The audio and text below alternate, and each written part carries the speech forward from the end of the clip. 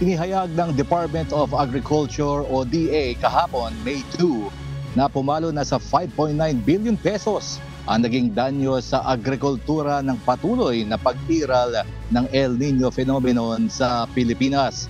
Ayon sa kagawaran, pinakamalaki ang naitalang pinsala sa rice sector ng bansa na umabot na sa 3.1 billion pesos na halaga ng pagkalugi.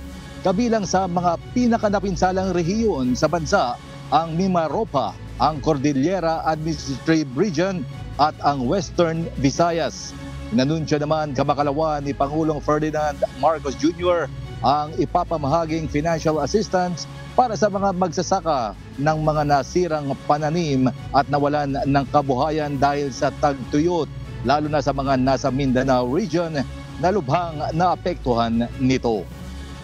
Binigyang din ni Pangulong Marcos na bukod pa ito sa mga kasalukuyang programa ng pamahalaan na nagpapatuloy na